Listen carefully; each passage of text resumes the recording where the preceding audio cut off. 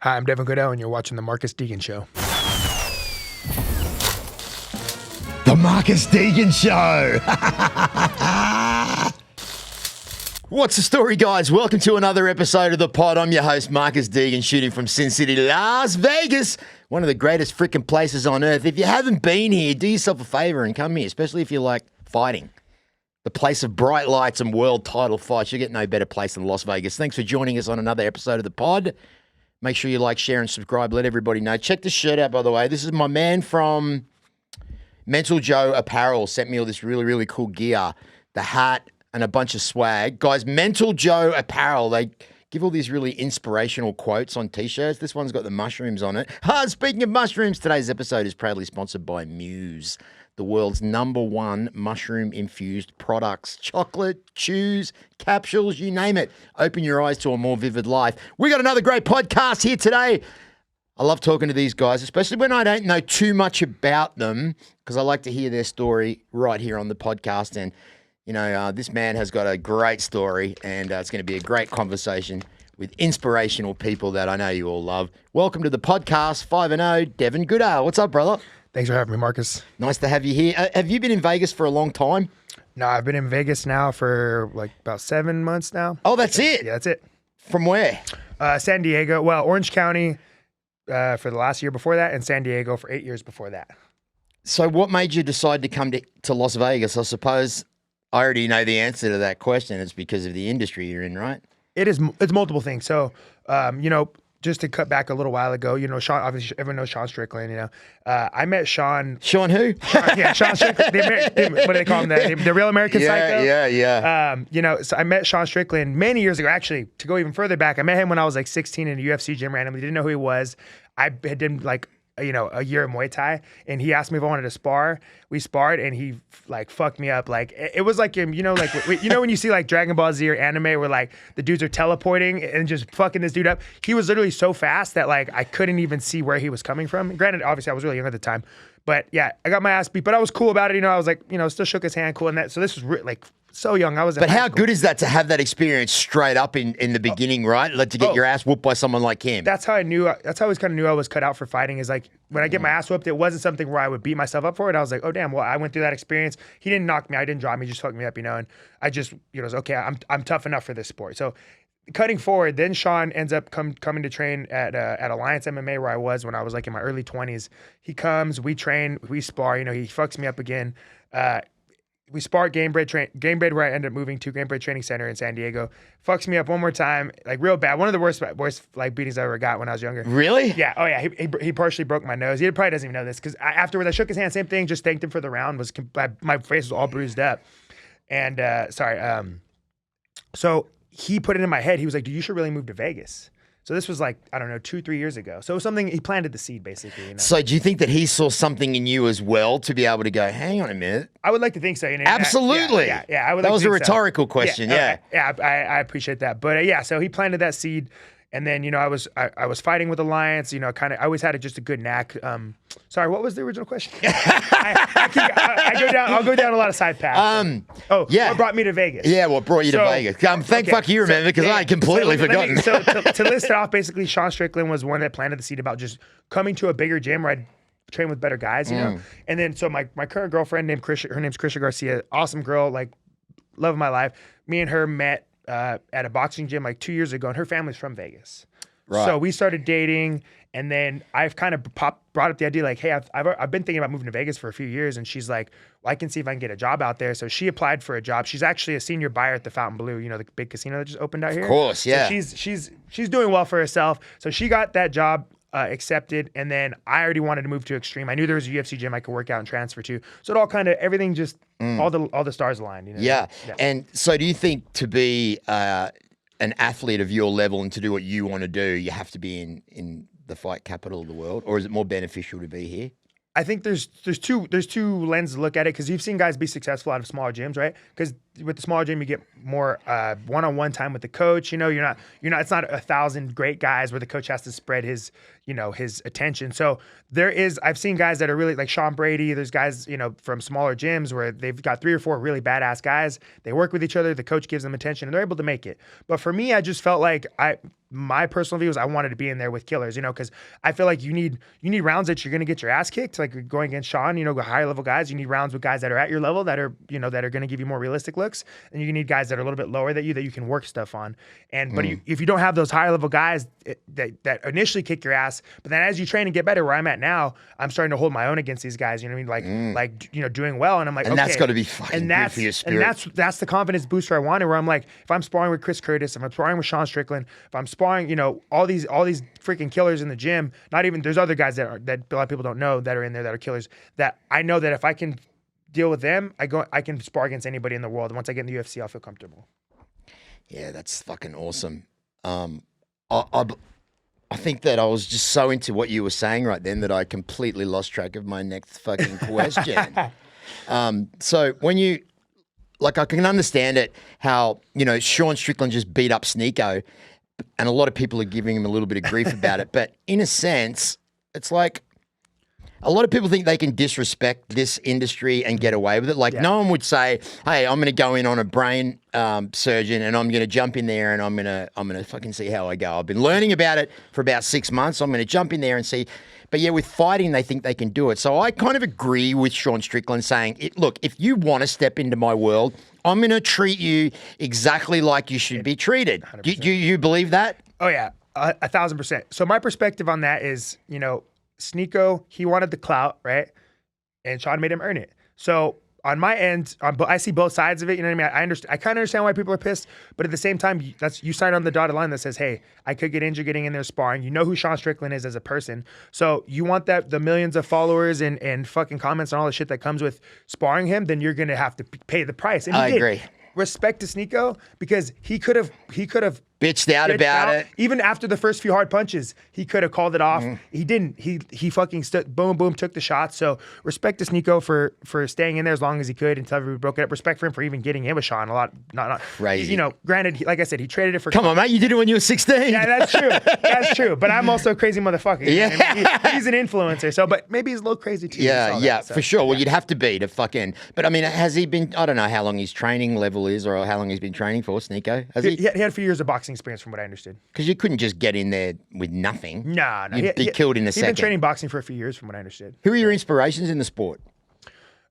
Chris Curtis actually really is one, because I watched Chris in the PFL, and then seeing him getting to know him. I sparred with him years ago too. He fucked me up when I first met him when I was in my early he hit me with some nasty body shots. Yeah, all these guys you meet, you get beat up, but you come to admire them. I never was like, oh, I got mad about it. I was like, this gives me something to work towards. So seeing him basically retires multiple times and he just thinks he's done. Then he takes that short notice fight. I can't remember who it was against. Took short notice fight for the UFC. I think it was like 7-day notice. Gets in the UFC, wins in devastating fashion. Gets a contract, and now he's, now he's fighting. Now he's back. He basically got to live his dream when he had already given it up. So that he's a huge inspiration. Sean's an inspiration because getting to know Sean, hearing about all the crazy shit that he went through, and then achieving what he's done now. It's cool to see people can go through really bad life shit and then just become so successful that they can actually outgrow it. And for the most, I'm sure he still deals with the shit that he deals with, but it seems like from the time I met him years ago to now, he's night and day different person. So much nicer, just a better person. But I think you're very humble how you talk about life struggles, going a little bit into your personal life, and I don't know if you're comfortable talking about. Man, I'm an open book. So I know that you've had some health issues.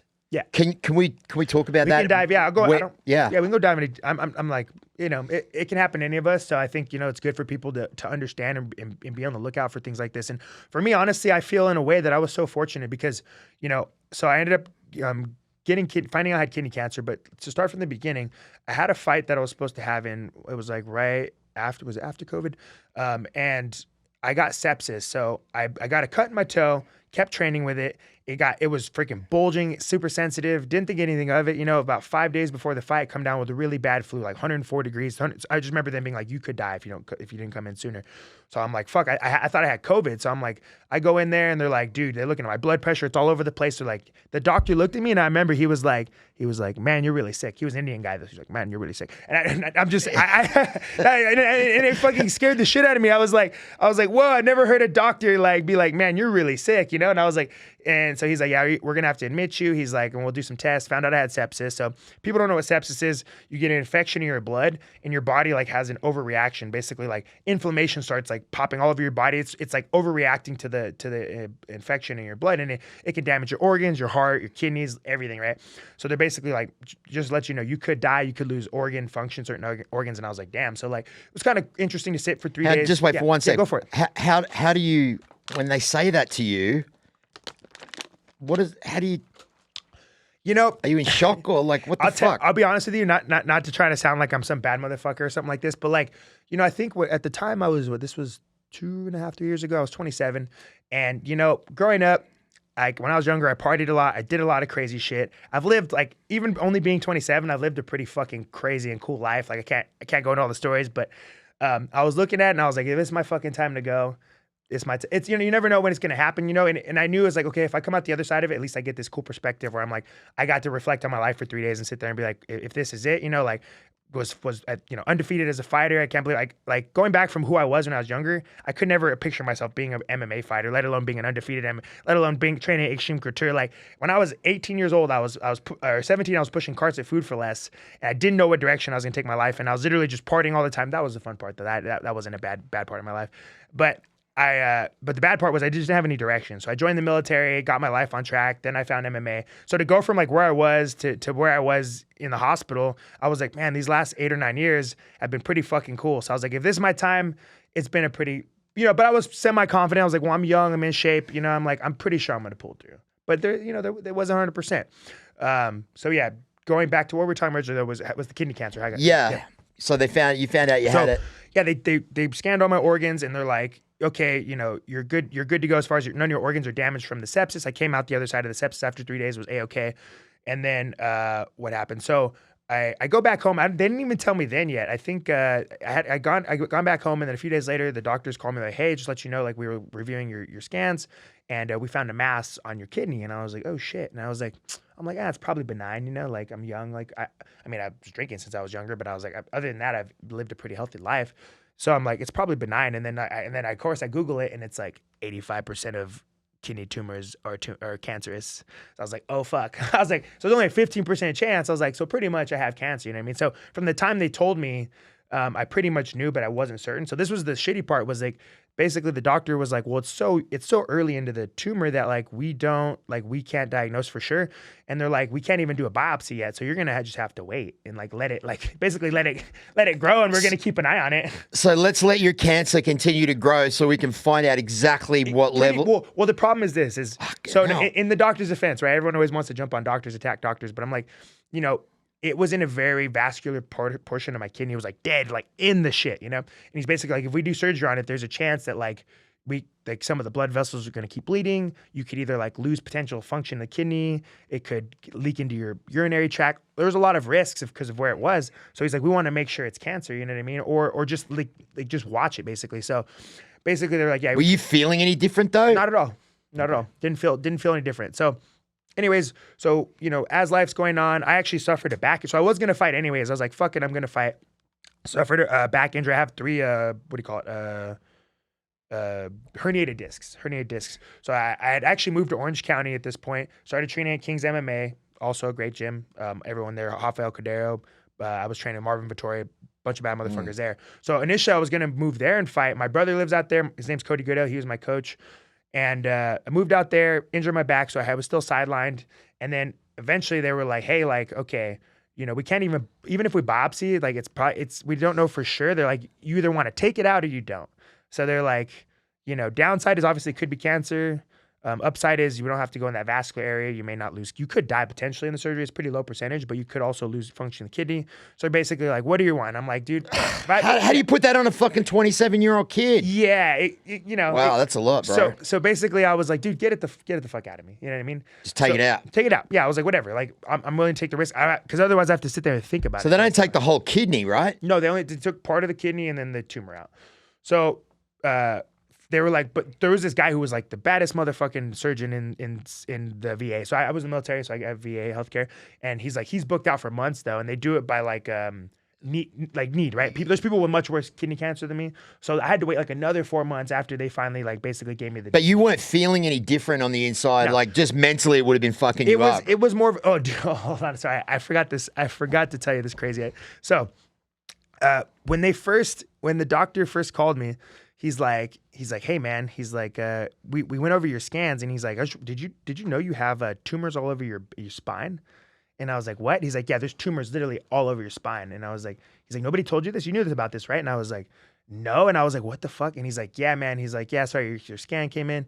He's like, we're gonna need you to see you tomorrow, blah blah blah. And I'm like, what the fuck? And I just remember my heart starts pumping. I'm like, I start sweating. I'm like, what the fuck? And he's like, yeah, sorry, man. I'm sorry that I thought you already knew. And so he's like, yeah, we'll see you tomorrow. And he, like at this time he hangs up, and I'm just like, what? So I'm sitting there for like 3 hours, just like my whole life's like flashing before me. Now this was actually the scariest thing out of anything I've ever gotten mentally, where I was like, oh fuck, like that's pretty much a death sentence, you know? And that one, I started thinking about like, what am I gonna tell my family? How, you know, like my life. And then he calls me back like 2 hours later. He's like, oh, sorry, we got the wrong scan. I was like, we got the wrong scan. I was like, I was having anxiety that whole time you were telling me that story right there. Yeah. So I forgot about that little side. You stupid motherfucker! Yeah, I mean, to say the least, I was relieved. But fuck. So what were we talking about? So getting to the surgery, right? So yeah. So then my back was injured, and then I got it healthy enough where I could have took a fight, but I was like maybe like 2 or 3 months out from the surgery. So I was like, I'm still not 100%. I'm still dealing with mentally. I don't want to like go into a fight dealing with all this shit. So I was like, I'm just gonna get better, train, take it, you know, not go super hard, not to be in a camp. So I kept training at King's, and then I had the surgery. So surgery went well, right? But the surgeon warned me. He's like, the space that it's in, there's a 10% chance for a rebleed. So it means something could pop open and they have to come back and do surgery. So I'm like, cool, whatever, 10%. What are the odds? So do the surgery. Surgery goes well, at least I think. Go home. I'm recovering super fast. Within like 3 days, I'm like fucking walking around. I'm like, oh man, I'm fucking good. I'm going to be lifting weights in like a week, blah, blah, blah. And then on the morning of the third day, I get up, I go to the bathroom, and I piss, and it's just straight blood. Like, no urine, just imagine pissing. And I'm like, oh, what the fuck? And I was like, oh, maybe there's some left. But I was like, but I didn't piss blood for 3 days. So go back to the hospital. So ruptured again. So one portion, I guess, you know, when they're cutting everything open. So I actually used to be a surgical tech. So I actually used to assist in surgery. So I would see all these. So they're, you know, when they're slicing through and they're cutting, there's little blood vessels that they what do you call it? They bovie, they like burn them. But sometimes there's always a chance that they could pop back open. You know what I mean? Especially if you're moving around and stuff. So yeah, I had what was called a pseudo aneurysm. So 3 little different areas that like popped open where they had cut and burned. And I was basically bleeding into my bladder. And so I had to go back, and that was, let me tell you, like when you watch movies and people are being tortured, I feel like that's the level of pain. Like my bladder was just filling with blood, and they had to put a catheter, and they were just like shooting water, draining it out. And I just felt like I was in hell for 2 days, basically the worst fucking thing I've ever experienced in my life. And so they finally did the surgery. Once they got the bleeding under control, they coiled up the pseudoaneurysms, and then I was fine after that. And so now we're here. Getting a catheter put in, brother, is no fucking joke. It is no fucking joke. And when someone's got a hold of your dick and they're like, okay, I'm going to count to 3, then I want you to exhale really deeply. And I know, because I've had pancreatitis. I went into intensive care with that badly. But to actually get... Now, I know the guys that are listening to this are cringing. If you're watching it, you're going, please don't even talk about this, Marcus, but they stick something that long right down the eye of your PP, guys, and it goes into your bladder to release whatever's in there. In my case, it was urine that I couldn't expose. In his case, it was blood. Yeah, it's not a thought that you want to go deep into, especially when you've microdosed on mushrooms like I have.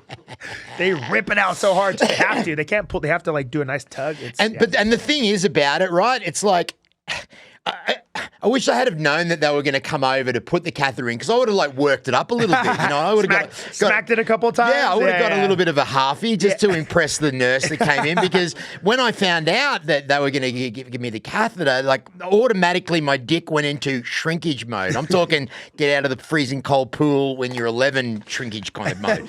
That's what happened to me. So not only was I dying with embarrassment that this beautiful nurse was inserting a thing into my penis, but it was like a 2-finger job too. Which has never happened to me before. But anyway, enough about my dick and catheters. Never happened. So what does that do for your mindset? Like fucking warrior mindset. Cancer can't fucking beat me. Catheters can't fucking beat me. I got a new full sleeve leg tattoo. That looks great, by the way. Thanks, man. It's still, this stuff is. I can see it's still healing. It's still healing, yeah. But thank you, sir. The knee is no fucking joke either. Oh yeah, you know what? You know what the worst is actually the back of the leg. This ditch right here, man. This shit. I have my armpit tattooed, and I would say they're about equal level of pain. The back of the leg and my armpit. Wow, really? Yeah. Yeah. No, it looks great. Thank you. You got a long time to finish that one off, brother. Oh yeah. Well, me and my artist, this has been only 3 sessions. So we did all the line work in 2 sessions, and then we just did the background. So I would say we got like 2 more sessions. He works pretty fast. Nice. Yeah, shout out to Cody V at Blank Acre. Looks great. Great. It's gonna look. Are you gonna get it all colored in? Yeah, we're doing color. Yeah, the black is just to give it some background so it pops a little bit harder. Nice. Nice. It's got a tickle up there, right? Yeah, a little bit. Yeah. Yeah. I think I've said this before. Mixed martial artists have a different level of pain tolerance compared to the normal average fucking Joe. Yeah. So back to your mindset, man. Do you feel indestructible right now? What is it? You just humble of it? Yeah, like grateful of it. Even I'm grateful because it gives you perspective. There's not many times in life where you can really like where life fucking makes you reflect, and not just like in a kind of bullshit like life's like really makes you fucking go through and break down all the different things that have happened to you in life and kind of realize how you got to where you are and appreciate it. Appreciate all your friends and family. Like I got to see all the people who really actually give a fuck about me. Reaching out, coming to visit me, people driving hours to come visit me in the hospital. So it made me appreciate life a lot more. Yeah, I wouldn't say feel indestructible. I would actually say the opposite. It just made me realize how much of a mortal I am because when I was younger, that's when I felt indestructible. I would be fucking, partying, drinking, doing all sorts of crazy shit, getting in fights when I was younger, getting in street fights, just doing dumb shit. And I was like, nothing could fucking hurt me, And even I felt that way, you feel that way into your mid-20s and even up until that shit happened. And then I was like, oh wait, fucking, I could go any day, I could go any fucking day. So, yeah. Yeah, see how I would have thought that it would have made you feel indestructive, but you kind of, it made you realize how destructible that you really are. Mm-hmm. That's an interesting fact. So what did you learn? What's the biggest lesson you learned from knowing that you nearly fucking died from cancer? The biggest lesson, just appreciate life more. To appreciate life. It's cliche for sure, but it's not. Yeah, it is really but not. It isn't exactly. Like, it goes by so fucking fast, and like I said, the things that I have, the fact that I'm undefeated and got into MMA and the way that it happened, like it was just like this I call it the snowball effect, where like one little thing led to another. Yeah, go ahead. It's called momentum. Momentum, exactly. Yeah. But you roll a snowball down a hill and it gets bigger and bigger. That's what I'm saying, brother. Exactly. So, I could go into that. I don't know how much time we have. Yeah, you only got here half an hour ago, brother. Okay. We still got another 40 minutes. Cool. So I'll tell you. So basically, I started jiu-jitsu when I was 15 at Gracie Baja Corona. So I grew up in Inland Empire, actually.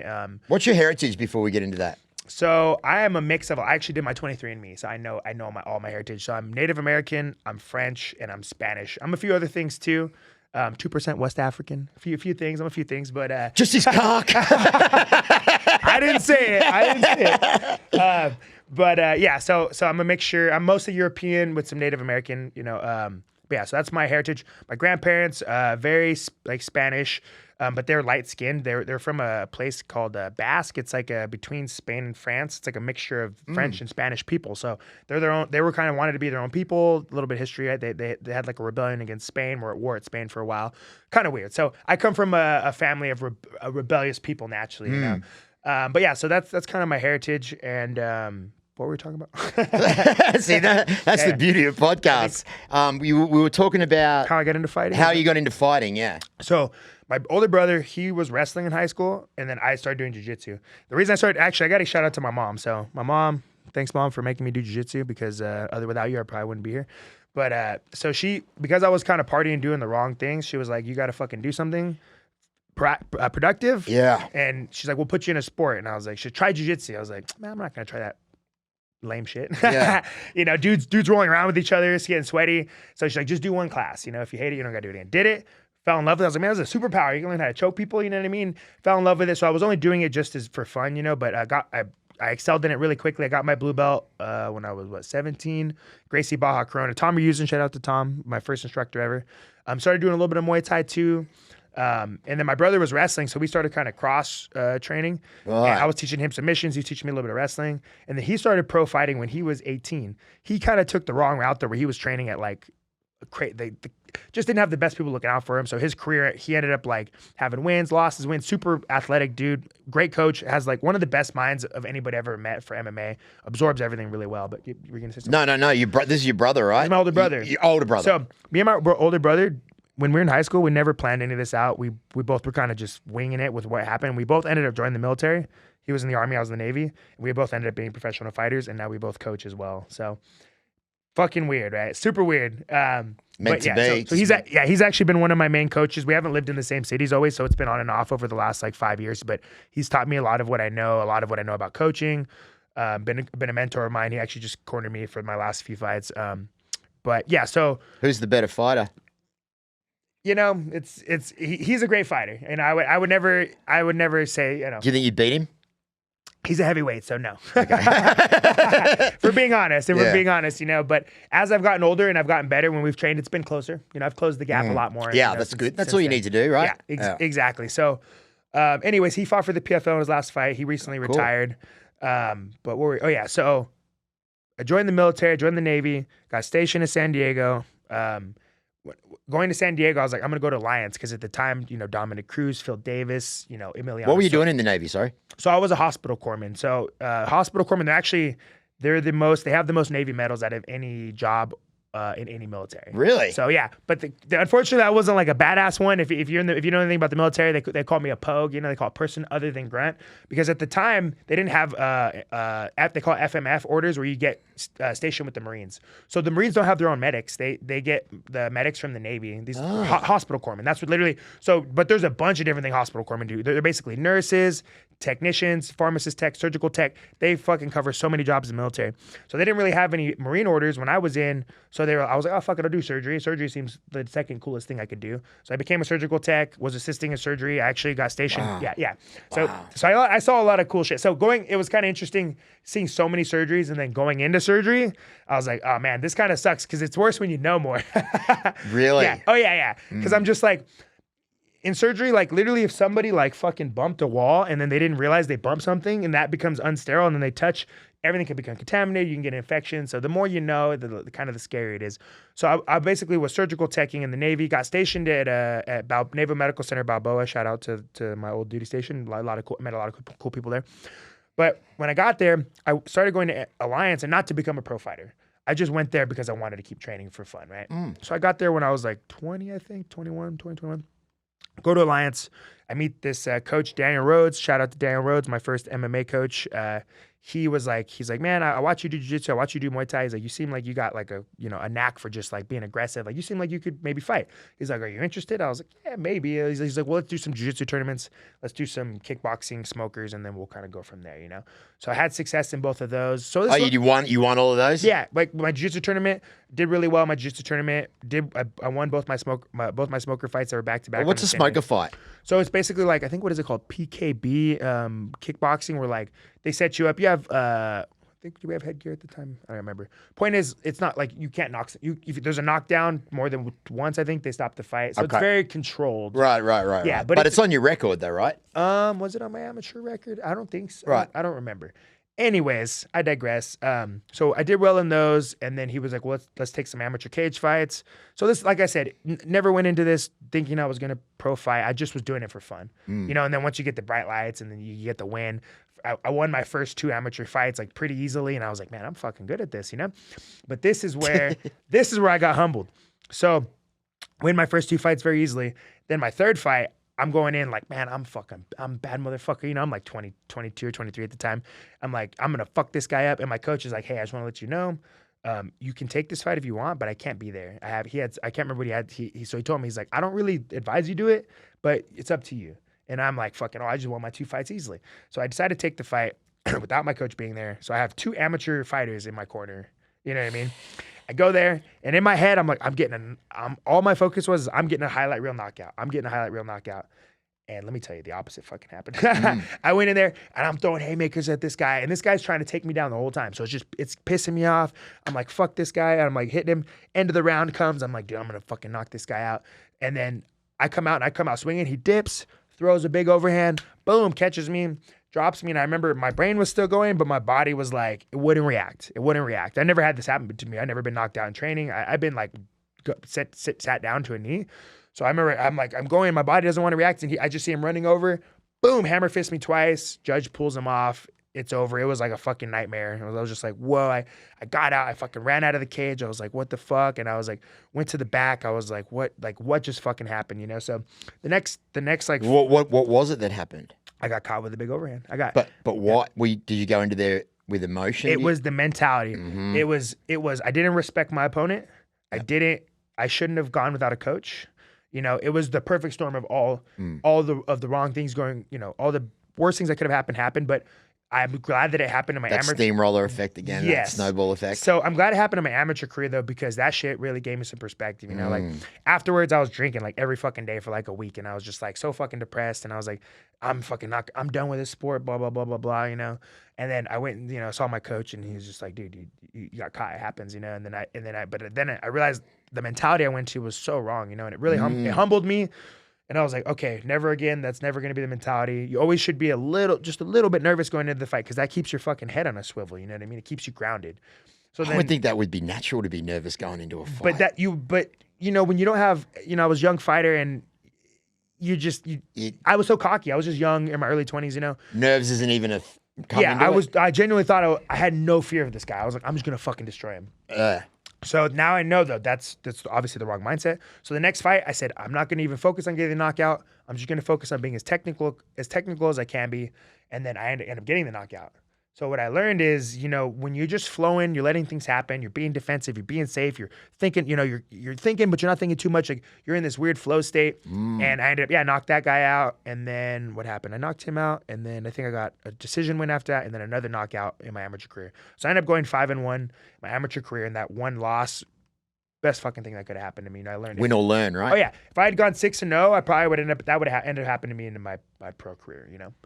So where are you at right now with your career? There's another water down there too if you need it. Where are you at with your career? What organization? Yeah, so my last 2 fights were for Cage Warriors. Shout out to Cage Warriors, fucking great organization. Great organization. Yeah, they've really taken care of me.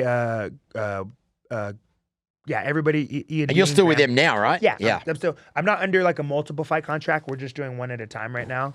But they've been nothing but great. Since, you know, I also fought for CFFC before them and King of the Cage. So I've fought for some pretty decent middle tier, you know, organizations. Yeah. But that's where you get your stripes. That's where you learn, right? Yeah. Because obviously the goal is UFC. Yeah. Yeah, for sure. I think that's a tough one, because the UFC, I feel like that's obviously it's on my bucket list for sure. But I also want to get fucking paid. So I'm kind of like, you know. Well, I don't know. We'll see where the journey takes me. What do you think about influencer boxing and influencers coming into the? I know we kind of touched on this earlier. Yeah. But when I don't want to say Jake Paul and all that sort of stuff, but there seems to be a lot of money in that. Yeah, but you know, I think there's like a lot of old school MMA fighters with a mentality where they're like fuck influencers and blah blah blah. That's not me at all, because, you know, for one, like Jake Paul, for example, a lot of people hate on Jake Paul. I don't hate on Jake Paul because, you know, he was fucking a Disney kid, and then he was sorry. Yeah. Oh, pause. Don't sue me, Jake Paul. I didn't mean it like that. Yeah, it was a descriptive, you know. You know, he was a Disney kid, and then he decides to put on the gloves. And he's fought in Tyron Woodley. You know, even though Ben Askren doesn't strike, he still fought pro fighters. He could have just sat there and you know, just wallowed in the money, but instead he's challenging himself. And I respect anyone who's going to step in the ring, especially against actual pros. He fought Tommy Fury, you know, so, you know, which could have gone either way. I thought that was a shit fight. Yeah, for sure, a shit fight. But my point being is that with these influencers, it's making MMA more mainstream, which is good for everybody, right? It's good for the UFC, it's good for fighters because they're going to get paid more because more eyeballs are watching us.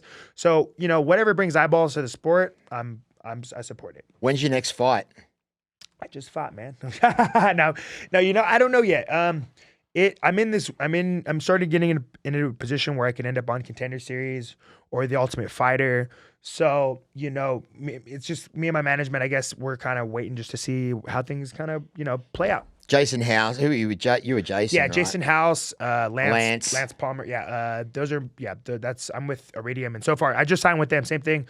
Oh, they're great, bro. Yeah, they're awesome. They've taken great care of me. Yeah, that's awesome. So, obviously, we want to touch on a subject that I'm sure that everybody wants to talk to you about, and that is how do you even pronounce the guy's name?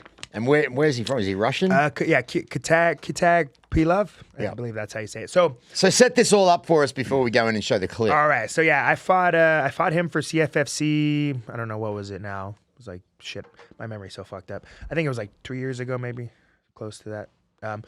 Anyways, yeah, they offered me the fight on I think it was like a 4 or 5 week notice, and they're like, Olympic wrestler. He's actually, I think he's from Canada, so he's Russian in descent, but I believe he lived most. So I knew he he wrestled for the Canadian Olympic team. I believe he was like a bronze medalist or something like that. So I'm a crazy motherfucker, you know. I'm like, I think was it 3-0 at the time? I'm like, yeah, dude, I'm a bad motherfucker. Fuck it, I'll take the fight, you know. In hindsight, I don't know, taking a fight against an Olympic wrestler, even younger in my career, but I always like to challenge myself. So I was like, fuck it, let's take the fight. So, and it wasn't actually him per se that was the bad idea. It was just at the time. So I moved to Tennessee with my brother during COVID, and I was training at a good gym, Wildside. Shout out to Wildside. Mike took good care of me, but I think there's levels to different gyms, right? Now I'm at Extreme Couture, and I just wasn't getting the highest level of guys that I would like to when I was training. Like you would get at Extreme Couture. If you're gonna fight an Olympic wrestler, you should probably be around some pretty badass wrestlers to prepare for the fight, and I just didn't have those guys at my disposal. Right. So it wasn't really the best fight for me at the time, but I said, fuck it. I was trying to get a fight for a long time. I took it anyways. So shout out to Kitag, super nice guy. Met him before the fight, like God-fearing man, super nice guy. Shook my hand. You know, it was basically really nice guy. We go to fight, you know, and the same thing with this one. I say with this fight, my mentality was a little bit wrong too, because I came in and I was like fucking pumped up with adrenaline. I was like, when I was like, my coaches were like fucking smacking me and getting me fucking pumped up, and I was like, I'm gonna kick this motherfucker's, and I swear to God, I said, I'm gonna kick this motherfucker's head into the crowd. I ended up kicking his finger off instead, but it is a little bit ironic, right? It's a little bit ironic. So I was just fucking charged up. First round I come out, I'm taking the fight to him, boom, boom, I'm tagging him up. I feel like I stunned him a few times. I could see him get shaken. And I got a little bit overzealous, and I won the first round. But so second round, I'm like, all right, I'm gonna put him away. You know, that I've realized should never be the mentality. The knockout's got to come on its own. You know, and I'm like fucking same thing, rushing in there, boom, boom, boom, and then boom, he catches me with a big overhand, and I'm like, oh. And in the video, if you watch the fight, I stick my tongue out. I'm like, fucking, I'm fine. I was not fine. You weren't. I was in fact not fine. I was pretty fucked up. So if people have never been in a fight before, I would say if you get hit, you get rocked really bad, I would compare it to being like blackout drunk or like browned out drunk, where you're like in the middle, where like things are happening in like 5-second frames, 10 seconds, like just like click, click, click, click, like a movie, like clicking forward. So I remember, to digress a little bit, in the first round, I kicked him, to explain the finger thing, kicked him in the hand. Didn't know his hand was injured. I saw in the video he shook his finger, but I didn't know his hand was fucked up. So you'll see people on YouTube. I guess there was some videos where like when it first came out, they were calling me a cheater, basically saying that I ripped his finger off on purpose. Blah blah blah. I'm like, I don't have X-ray vision. How the fuck am I supposed to know his finger is coming apart? I didn't even think that was possible. I didn't think it was physically possible. No one does. Anyone that I tell the story to is not believable. Let's segue into that clip. You can keep talking over the top of this. So. Yeah, basically, he rocks me in the second, then he shoots a takedown on me. We end up against the cage, and so the controversial part, I did, This is the aftermath, obviously. How is he not fucking screaming in agony right now? He is a hard motherfucker, dude. You know, because he didn't even stop during the round. Now, where is the finger at this stage? Is someone sucking on it? Is it in someone's ass?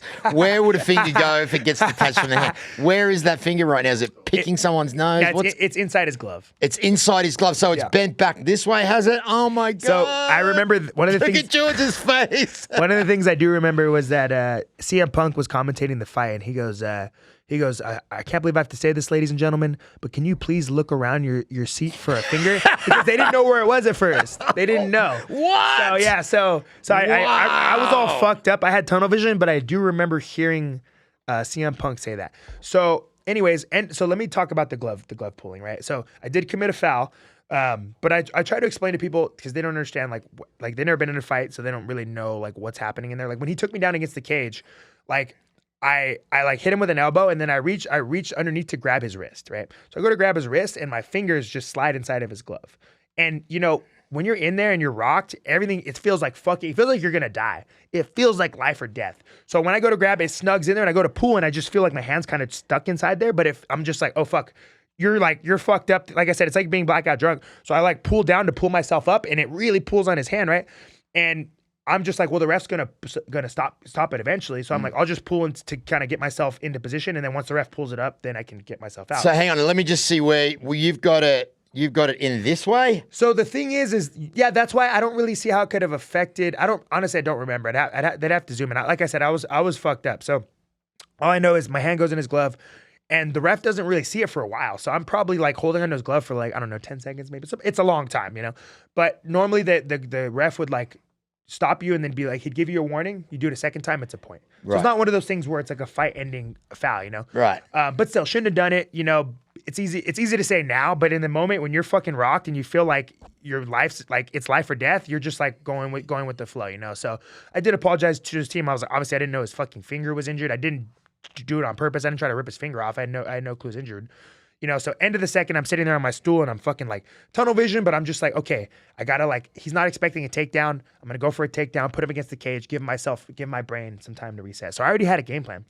And then I hear my coach, he's like, hey, the fight's over. I'm like, why? And he's like, oh, his finger's gone. And I was like, oh, it's broken. He's like, no, it's gone. I'm like, it's broken. He's like, it's gone. I'm like, that's impossible. And he's like, no, it came off his hand. I was like, I think I'm just so fucked up from the fight that I'm not like understanding it. Because it's not so, like, talk about fucking, I'm going to give you the finger. Yeah. Takes it to a whole new meaning. And it was his ring finger too. I was like, hey, sorry. I had to apologize to his wife. I was like, I'm sorry about so that. Was his finger previously damaged to that, or it just happened?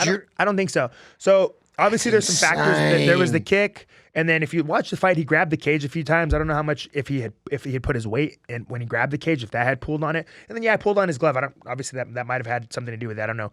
You can't really see doesn't matter how many videos you watch, you can't really see what the fuck happened. But anyways, they called the fight and then they try to interview me after. And it's hilarious. If you can find the CFFC interview, probably not right now, but I'm literally like, my pupils are so dilated and they're like, so like what happened? I was like, honestly, I don't really know where I am right now. Like, really, I was so concussed. I didn't really know, like, I didn't know what state I was in, what city. They brought me back to the hospital. It took me like about 2 hours to like come back to normal and be able, and my concussion kind of faded away. But, yeah, so then the fallout from that afterwards was like I had a few people on YouTube calling me cheater and blah blah blah and blah blah. I'm like, because you were holding onto the glove though. But it was also because, well, for them they thought that I like knew that his finger was compromised and that I was ripping the finger off. I was like, yeah, I committed a foul, but I'm like, yeah, I didn't mean to rip his fucking finger off. It's so stupid. The fans, right?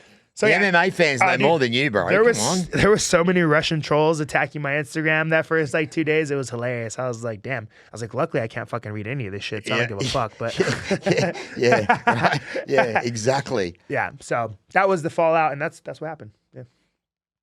Yeah, that's definitely an unbelievable. I don't think in the history of mixed martial arts that's ever happened. That's got to be a one-off, right? Oh, yeah.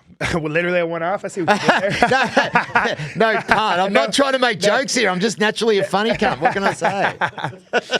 Yeah, as far as I know, There's got to be a T-shirt made out of that or something. Like, I don't know. Hey, I gave him a permanent shocker. And actually, I said sorry to his wife, but I guess she should be thanking me. Yeah, the shocker. Yeah, man. When I was reading that story, I was like flinching while I was reading it because it's just so unbelievable. So where are you at as far as injuries are concerned? Because I know that in this game, everyone's always fucking fighting injuries.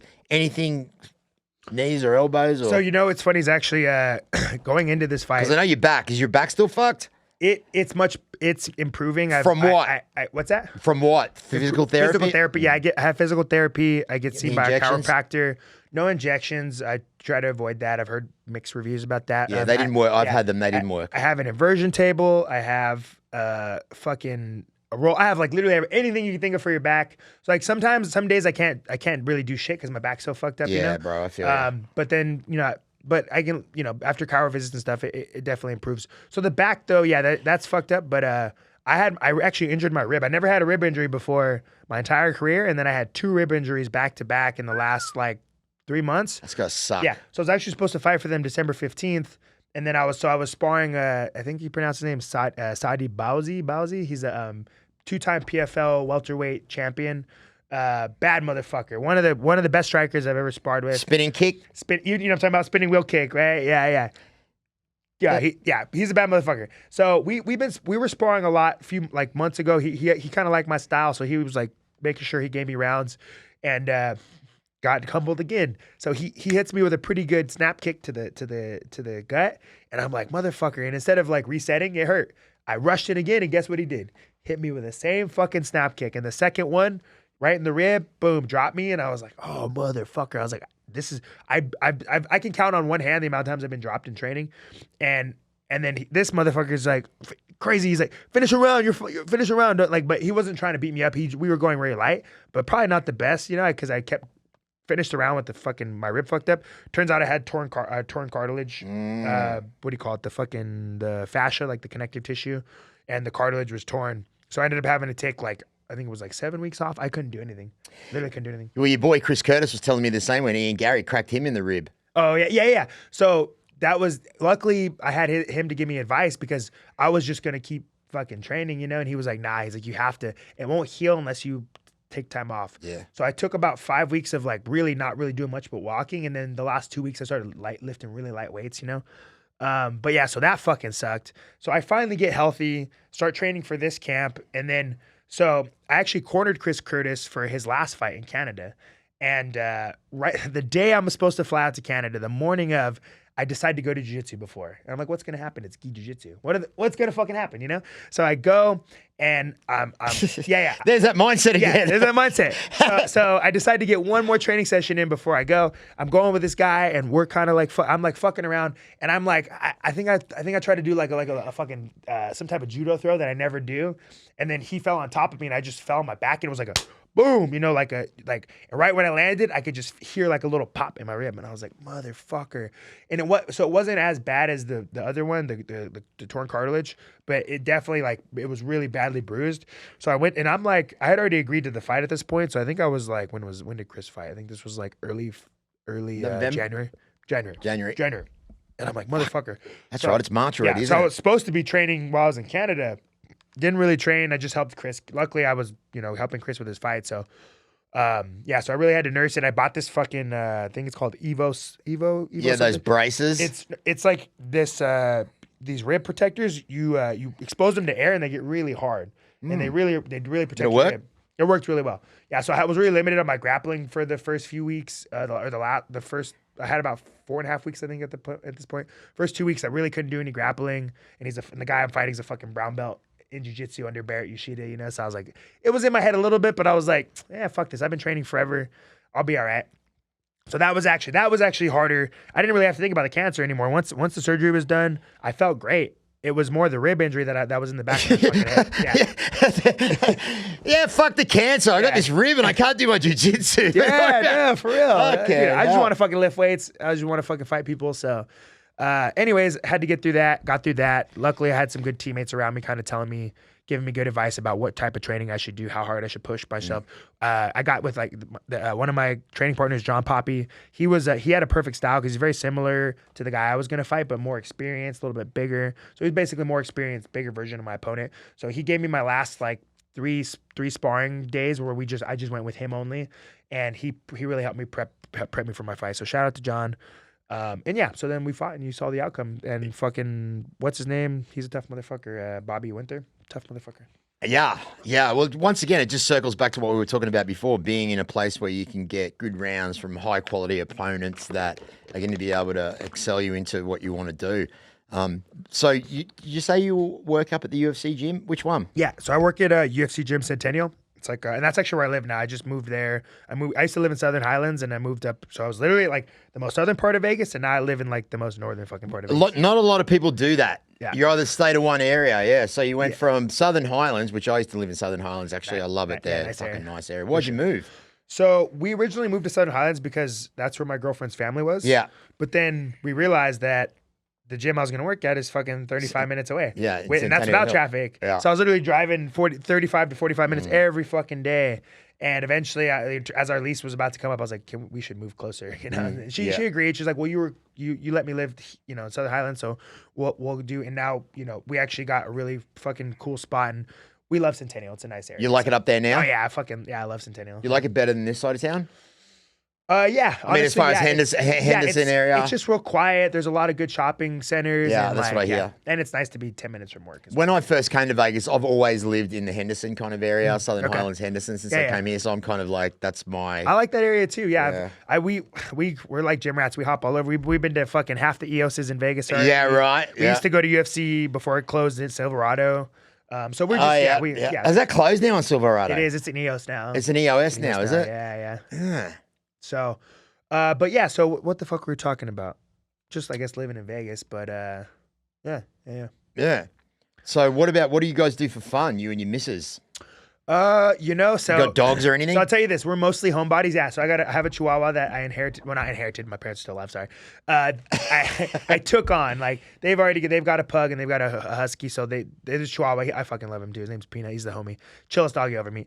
So I've got a Chihuahua and my girlfriend's got a Chow Chow, and they're like polar opposites, but they're cool as fuck, So what we do for fun though, so most of the time we're homebodies. We sit there and we watch. Right now we're watching Yellowstone. We fucking stay at home. We meal prep, but the gym, but every once in a while we go out, we pop some bottles, my girl, she's like I said, she's the senior buyer at Fountain Blue, so she's really well connected in Vegas. So every once in a blue moon we'll go to a club, we'll pop some bottles, really, but that's every once in a blue moon. Yeah, that's not an every weekend thing. So. Well, what I've taken from you and from this interview is you have a lot of energy, and I think that you're very focused. You've experienced things in your life that a lot of people will never experience, nor will they understand it. And the fact that you've come out of it on the other side shows a lot about your character and who you are as a man. I believe that your continuation in this sport is going to elevate you to wherever you want to go, because you've proven with your mindset that you can already do it. So I commend you on all that. What I like to do is with my guests before we kind of wrap things up is I just like to ask you to tell everybody, bro, what's your message? My message. Oh, what's funny is, like after my fight, I got like all my close friends together, and we were at an Airbnb, just kind of hanging out, partying a little bit after, and one of my friends was like, dude, you're like fucking Tony Robbins this weekend, because I like couldn't stop trying to tell my friends to lean into what they love to do. I'm like, I'm more of a realist than a dreamer, but my life has kind of made me realize that like people can't really do whatever the fuck they want to do. You're going to have to put in hard fucking work, and you're probably going to have to work a job that you don't like as well as doing your passion. But, if you do your passion long enough, you're going to make money from it. I believe, so like I have friends that are like DJs and like, they have all these different passions. And I'm like, dude, fucking lean into that shit. You know what I mean? I'm like, eventually your passion can become your job. You know what I mean? That's basically happened with me. Obviously I'm coaching as well, but I fucking love coaching. So I tell people, I'm like, you're going to have to fucking work a job that you hate for a little while. But if you find something that you love to do and you fucking let it consume you, eventually, not only will you make money, you'll most likely make good fucking money doing it. And you're going to love, you're going to love what you do. So find something you're passionate about, fucking do it. And eventually you'll be able to quit your shitty fucking job. Perfect. Yep. All right, brother. Another fantastic conversation here on the Marcus Deegan Show. Thank you very much for coming on, bro. Thanks for having me, Marcus. I appreciate you. Absolutely. Anytime, brother. Anytime. Guys, thanks so much for watching or listening. It's been great being here again and being present in the moment. I want to thank our sponsors, Muse The news is muse, guys. I can't wait to keep on this journey with this microdosing that I'm doing. It's just really, really changing shit up for me, and I love it. Thanks very much for watching the show. This is Marcus Deegan here with Devin Goodale. We're out. Awesome. My man. That was great, bro. Thank you.